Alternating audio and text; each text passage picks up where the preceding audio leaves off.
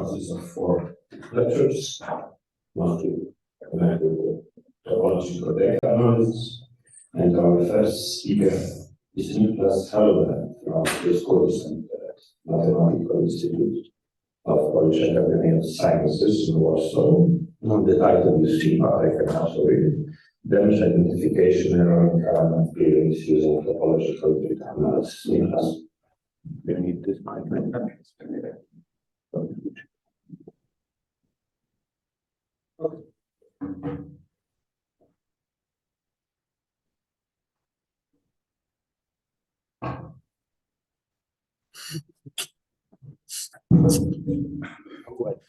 Is it topology or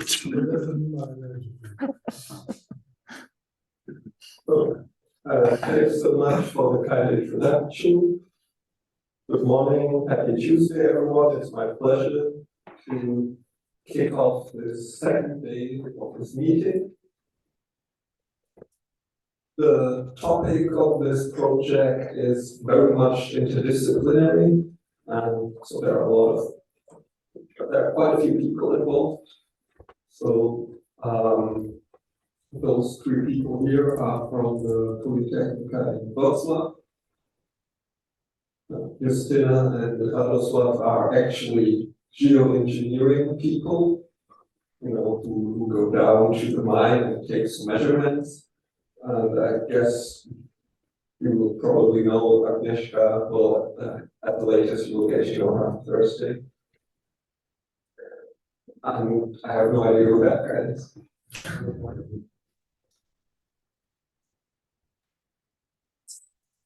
So for the problem statement,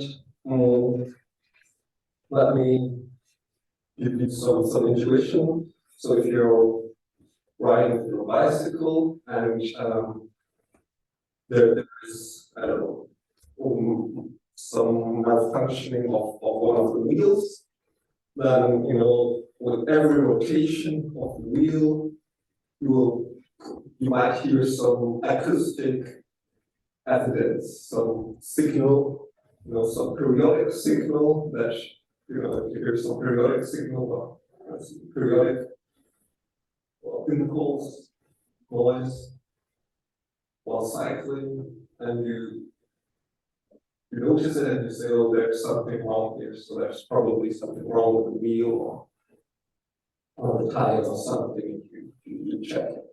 So the nice thing about the bicycle is that it doesn't make much noise, and you can very clearly hear such a periodic signal if there is one. But what people in the geoengineering department are interested in is big rock crushing machines, and you have rocks flying up and down, left and right, and you can imagine that this is kind of a very noisy environment, and that the noise is not a normal distribution. If you have some big rock which is split apart, that gives some big impulses in the noise as well. So we want to detect again some periodic impulses which are indicators of malfunctioning or damage of the rolling element bearings.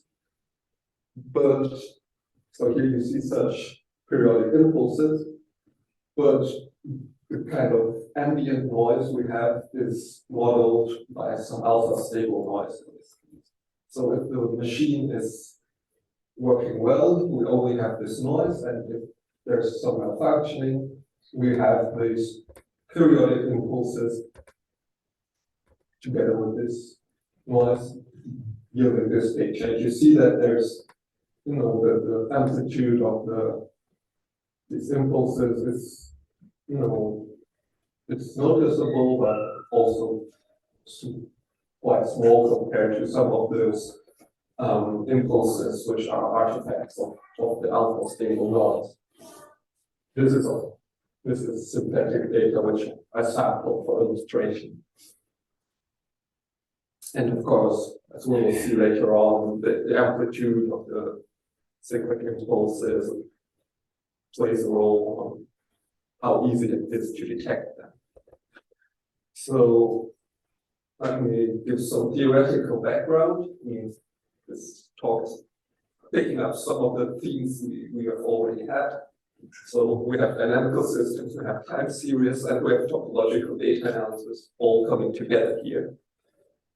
So Tarkin's embedding says if you have a discrete time dynamical system, so you have some manifold, some diffeomorphism, and you iterate this diffeomorphism and you trace the point in your manifold and see where it goes after one iteration, two iterations, and so on. And you have a function, a real value function, an observable function to which you observe this dynamical system. Then you can basically reconstruct this manifold by taking sufficiently many subsequent observations. As an example, consider a circle as a manifold, and the diffeomorphism is a rotation by 90 degrees.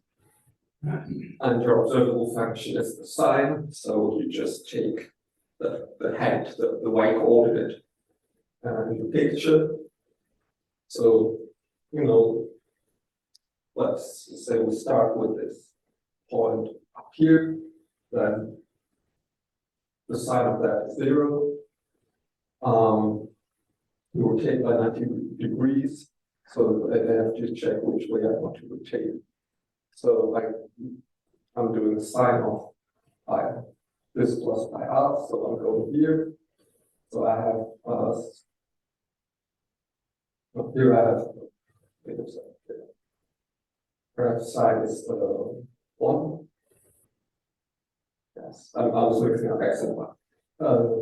So sine is 1, sine is 0, sine is minus 1, sine is 0. So if you put first and the second observed values, so this is like 0 and minus 1, put them in the coordinate system. You do this for every point, you recover the circle. Okay. Now we have some real world signals. They're usually discretely sampled.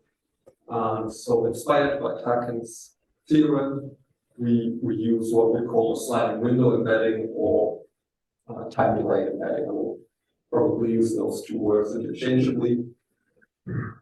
So our signal here consists of, this is just a finite sequence, and we take the first point, and we take some delay, some tau, and then we take the next point, and then we go tau steps further, and take the next point, and so on, and we stack them together in a vector, or we take these such points.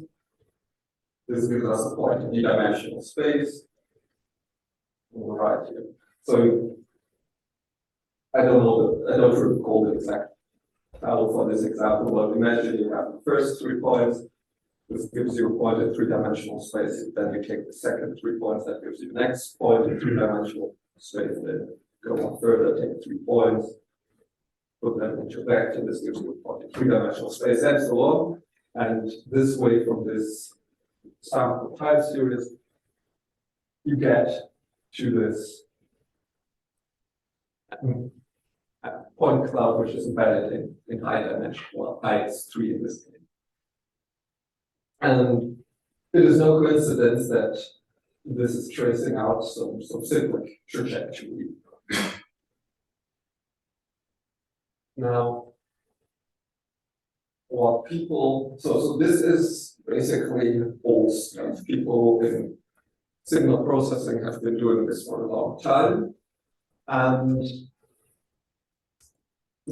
they came up with what they call a recurrence plot. So in this point cloud, there's a point cloud, which is what they also call the state space reconstruction. They think of some threshold epsilon, and they ask whether 2 points in this point cloud are closer together than absolute. And this, if yes, they put 1, and if no, they put 0, and this gives you a matrix with 1 and 0, which is symmetric, and is indexed by this, by how many points you have in your point cloud. But of course, this requires the choice of some threshold. So if you ever encountered this, you know how to find this threshold. And this is precisely where TDA comes in, because TDA kind of changes the perspective. TDA is topological data analysis, if you haven't learned this by now. We don't look for a particular threshold, we look at all the thresholds. Okay? So there's no more choice involved. So what we do is, so as topologists, we do things some more visually, and we connect points which are nearby. By which are nearby, I mean which are closer together than some threshold, but we vary the threshold and we look at all possible thresholds. So if we look at all points which are closer to each other than some very tiny threshold, then there are other points to connect. Every point is isolated here. Then as we increase the threshold, we start connecting points which are next to each other. But still there are some points which are isolated. As we further increase the threshold, then this cycle starts to form. And this is the topological signal that we're interested in and that we pick up this way. And then we keep on doing this, we get more and more edges, and in the end, we get this picture. Well, you don't, so here you clearly see the loop, here you don't see the loop anymore. So there's a way to make the statement formal, and this is precisely what the Ribbs complex means. So the Ribbs complex is saying you look at, well, if you, so if there is a triangle forming, you regard triangles as filled in. So if every point is connected to every other point, then you have all possible triangles and all the holes are filled in. But if you have a situation like this, you can clearly see the loop. And we've had some introduction to homology in your talk yesterday. So homology is the mathematical framework to count holes, well, as a rough first approximation at least. But you know, for this case, this intuition works very well. So we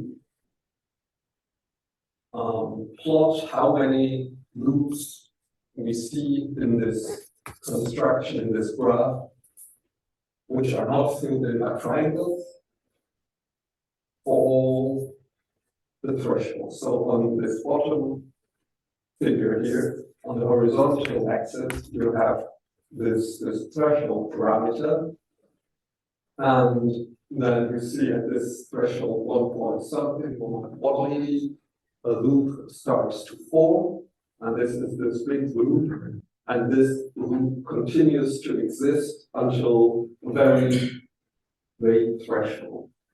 So this is a very prominent topological signal.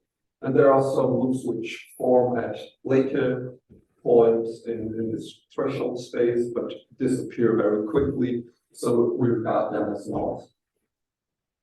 So this collection of bars is what we call barcode. The problem is barcodes, you know, the space of barcodes is not vector space, and if you want to do some statistics or some machine learning, we would like to vectorize them. So what we do is, to vectorize them is what I show here in orange. We just add up how many bars we see at each point in time. So at the start, you just use no bar, then you see 1 bar, then at this point here you see 5 bars, 1, 2, 3, 4, 5, okay, and it goes down again, and it goes up again. So this is now a function on some integral to the integers actually. And technically we only subsample on a discrete grid to get vector in some finite dimensional space. But of course, the data we get, I showed you in the beginning, this is not giving such nice clean pictures. This is only for illustration purposes. I mean, I've shown you the signal from which the state space reconstruction was constructed. And this is, there's no noise involved. This is, a much more nice setting compared to the signals I showed in the beginning. So, there are some challenges there to deal with the noise, but it can be done. There are some ways to modify this RIPS construction to take some density into account, to account for noise, and so on. And this is available in open source software, which we use. So, how do we now proceed to test whether the machine is malfunctioning? So, we first want to get baseline for the well-working machine, and we assume that usually the machine you encounter is well-working, and so you can sample from it as much as you wish. So we sample signal, we sample many signals from some well-working machine. We do the time delay embedding, so we construct a high-dimensional point cloud. And we compute the Betty curve, which was the orange curve in the bottom plot of the previous slide. We do this many times, and we compute the pointwise average of this orange curves. And this gives us some, baseline characteristic of the healthy state. Then we do we start again almost the same way. We again sample a lot of signals from the healthy machine. Again, time delay embedding the Betty curve, but now we compute the L1 distance to this average curve we computed in the previous step, and at some significance level, we check how extreme can this deviation from the average for a healthy machine be. So compute some threshold such that you say 95% of the signals are within this distance to the average healthy case. Okay, this is the kind of training or preparation step. Now, if we are given some new signal which we want to test, well, we again compute time delay embedding and Betty curve, and then we compute again the L1 distance to the average Betty curve of the healthy state. And we ask whether this is less or equal than this critical distance we computed in the previous step. So if it is within this range, then we say, okay, we have no evidence to reject the hypothesis that this is an intact machine, but if it is greater than this threshold, then this gives us evidence, at least at this significance level, which we use to reject the hypothesis that this was an intact machine. So we say it's not functioning. We can also get p-values, for instance. We can count how many times did we see such an extreme distance in our training procedure. So we can also get that. So we tested this pipeline on a couple of different data sets. So the simulated data is what I showed you in the plots on the first slide. And there we can exactly control the amplitude of the periodic impulses as well as the kind of noise. So this is alpha stable noise, which means for alpha equal 2, we have normal distribution, and as alpha becomes smaller, this is less and less Gaussian and more impulsive. Okay, so basically the task gets harder as the amplitude is smaller. So the amplitude of this periodic signal we want to detect is smaller, and as the noise becomes more non-Gaussian, so less Gaussian, that is. So in all three plots, we have this amplitude of the periodic impulses on the horizontal axis, and this alpha parameter of the ambient noise on the vertical axis. So on the left, we have the CDB, which is a classical spectral method which was developed by Agnieszka Wyłomanska and collaborators, and perhaps we'll learn about it in more detail Thursday, I don't know. So this is basically the state of the art. This is our method, and this is the difference between the two. So this right-hand plot is just the difference between the middle minus the left. So what are these numbers? In the left two panels, this is the test power. That is, how many times do we reject the hypothesis that the machine is intact when it is indeed malfunctioning? Okay, so higher numbers are better, bright colors are better. Okay, and as these plots are kind of hard to digest at first glance and to compare, let's just focus on the right-hand side, which gives you the difference. And so in this region over here, where the colors like green or yellow, our GDA approach is better than the classical spectral method, and there is a small region on the lower left, so for small amplitudes and very much Gaussian noise, almost Gaussian noise, that is the spectral method outperforming our method. Okay? But for big range of parameters, we actually do better than the state of the art. So this is all simulated data, this is all well and good, but what about some machines? And so the engineers have a lab in which they have a machine which they can break under very controlled conditions, as far as I understand, so they can control very well the kind of, malfunction, I guess. I don't know.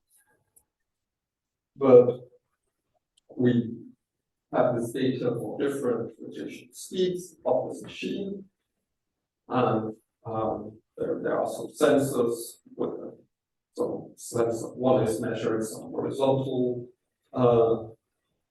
data, one is measuring some vertical data, and then we compute our Betty curve topological summary, and I'm just showing here some PCA plots basically, and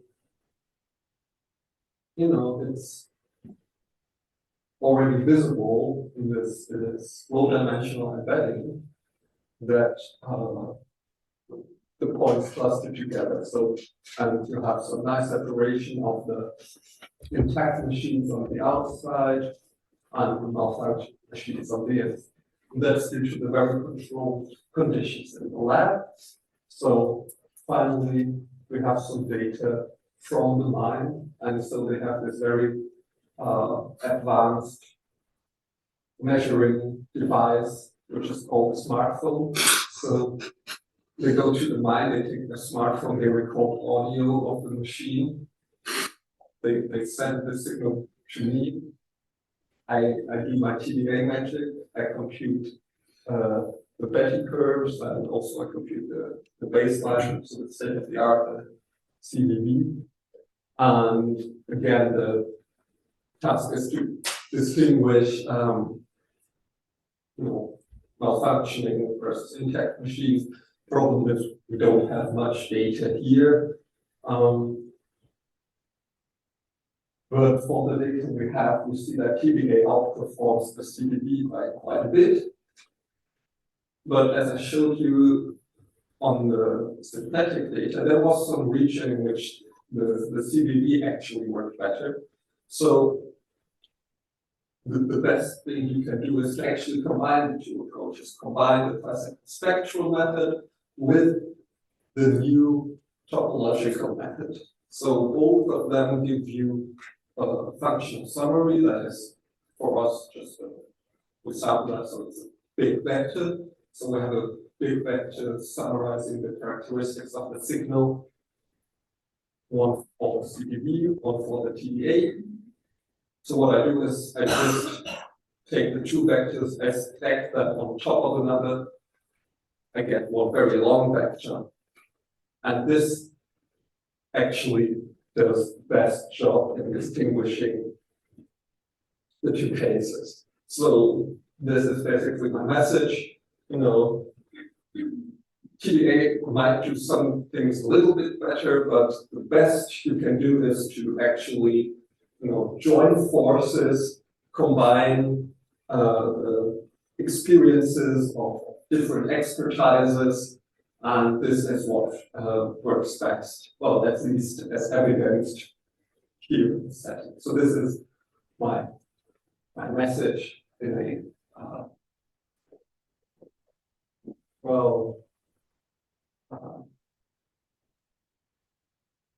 at least for the setting. That's it. We do have a paper which is currently under review. We also have code which will be available, you know, open science. So thank you for your kind attention.